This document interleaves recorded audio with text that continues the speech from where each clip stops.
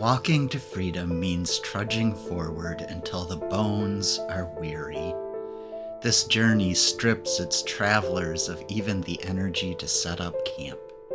They can only remove the donkey's saddle, make a small fire, and find what rest and shelter the barren land offers. Tomorrow will be another day of endless steps toward hope. This is Luc-Olivier Merson's painting, Rest on the Flight into Egypt, and it stands in stark contrast to the peaceful moments of adoration by shepherds and magi. There isn't even a stable or a manger for shelter. What there is a sphinx, a symbol of Egypt with just enough space between its paws to give refuge. This painting demands empathy from us. It asks us if we know what it is to run from danger until we collapse from exhaustion. It asks us to recognize that the Holy Family's calling led to earthly discomfort. And it challenges us to open our hearts to those seeking refuge. The painting also conveys empathy to us. It tells us that Jesus can relate to our pain. He knows and understands firsthand the trials of life. He meets us in the desert wastelands and offers his light because his heart overflows with compassion when we suffer. Let's start there, opening our hearts and accepting his companionship for a few moments of contemplation. Breathe deep and relax your tension.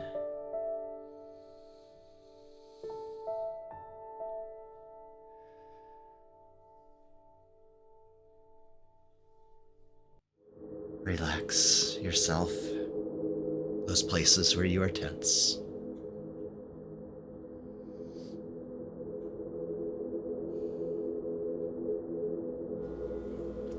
Listen now as we center ourselves in Matthew chapter 2, verses 13 through 15. After the astrologers had left, the angel of God suddenly appeared in a dream to Joseph with the command, "Get up, take the child and his mother and flee to Egypt.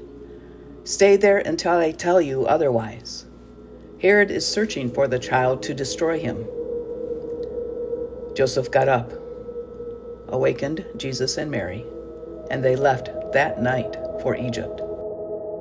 They stayed there until the death of Herod, to fulfill what God had said through the prophet, "Out of Egypt I have called my own."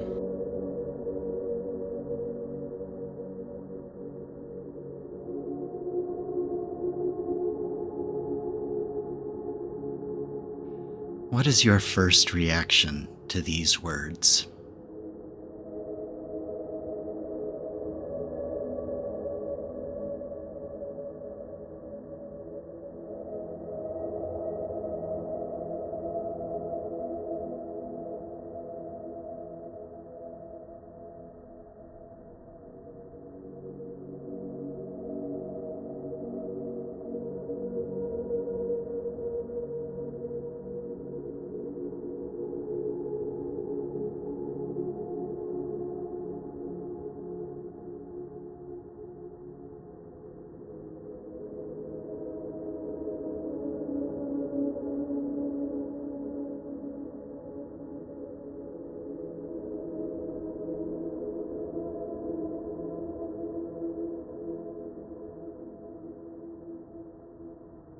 Let's look at the painting.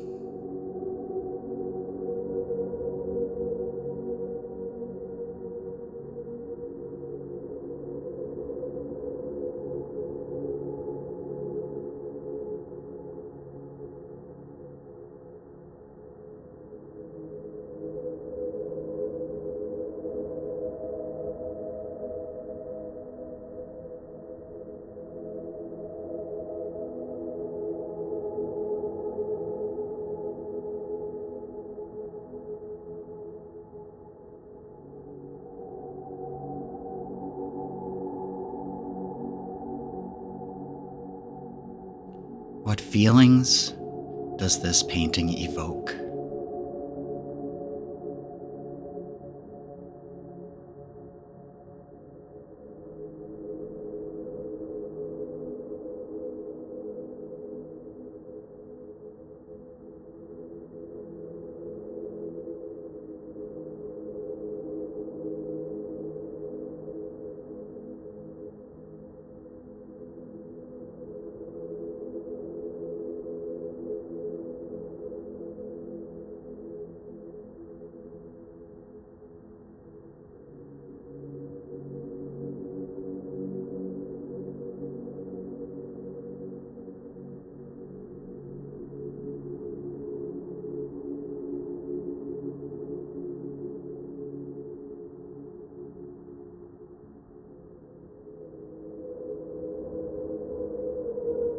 Spend some time looking at Joseph and the donkey.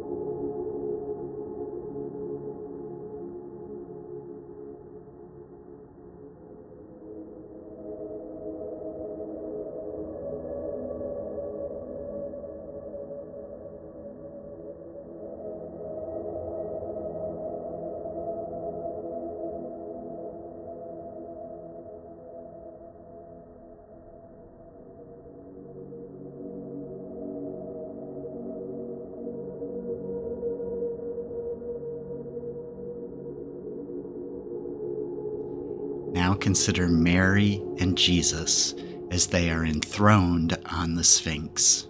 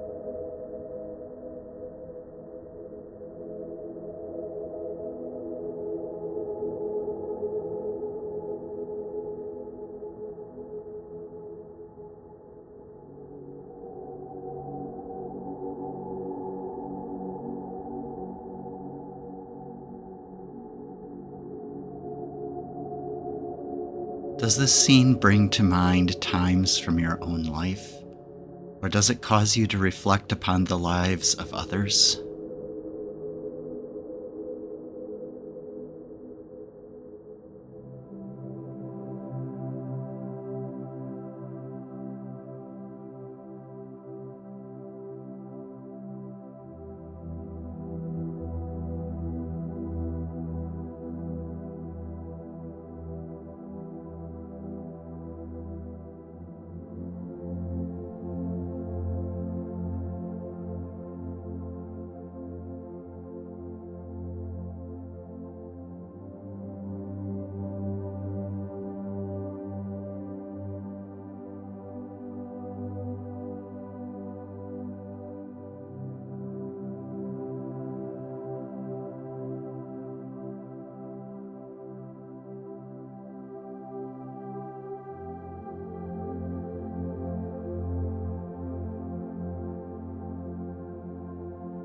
Take note of any thoughts or feelings you are having about these things.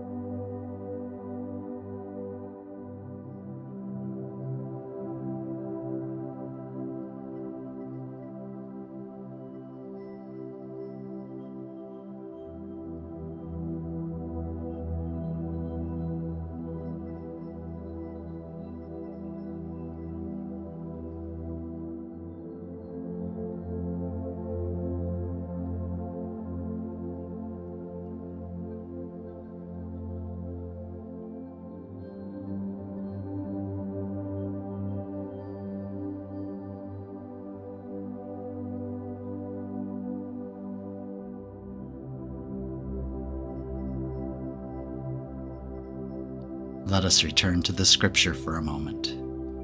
This time, instead of listening to the story, listen for what God has to say to you. After the astrologers had left, the angel of God suddenly appeared in a dream to Joseph with the command, "Get up, take the child and his mother and flee to Egypt. Stay there until I tell you otherwise. Herod is searching for the child to destroy him." Joseph got up, awakened Jesus and Mary, and they left that night for Egypt. They stayed there until the death of Herod, to fulfill what God had said through the prophet, "Out of Egypt I have called my own."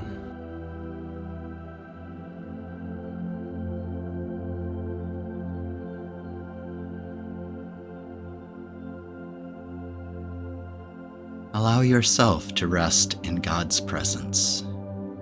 There is no hurry, just be still.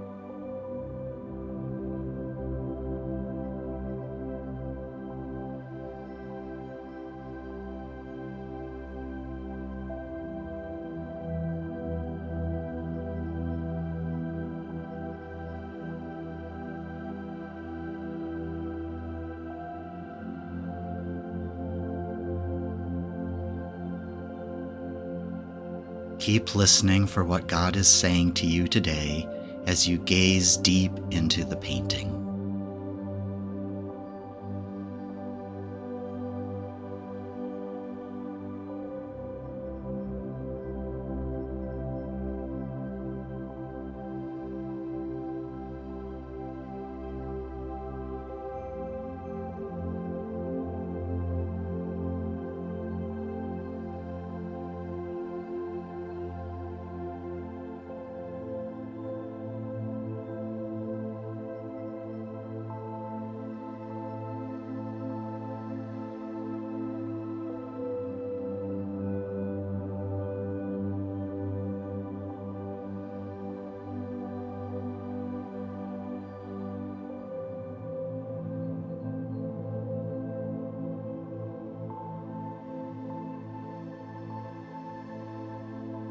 Perhaps some detail will draw your eye and suggest to you some message from God.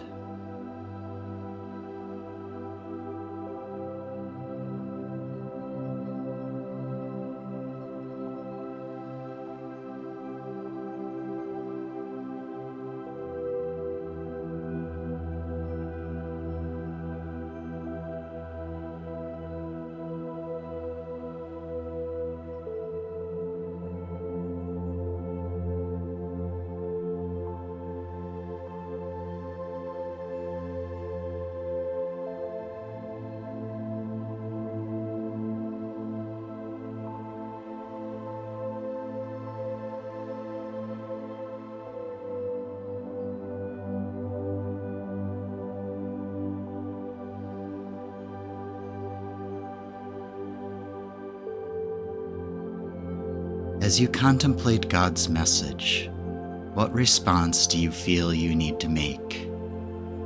Is there something you need to do? Something you want to say? A person you need to reach out to? A time of rest you need to plan? What response do you need to make?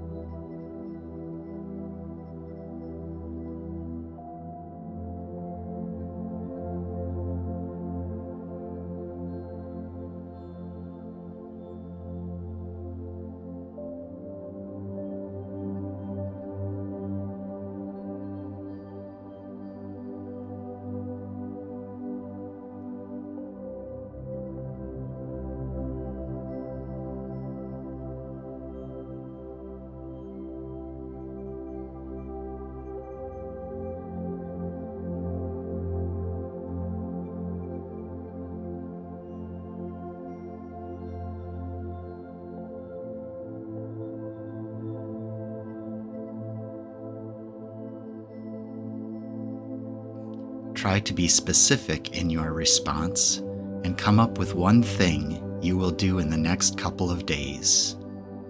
When you have it, write it down.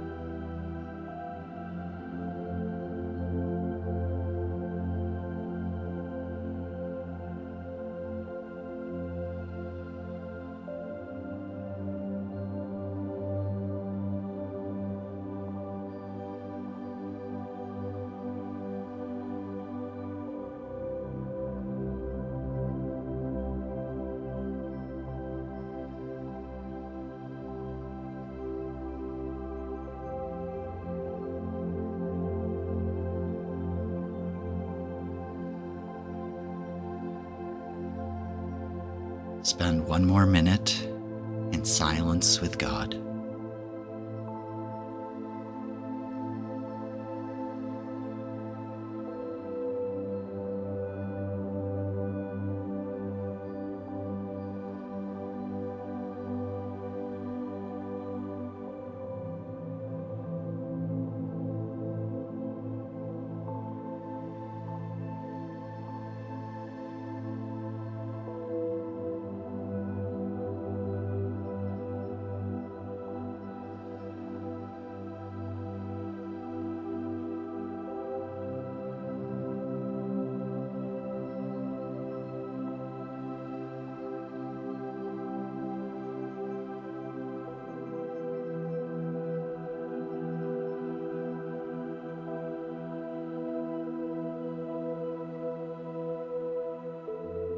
Finish up your prayer.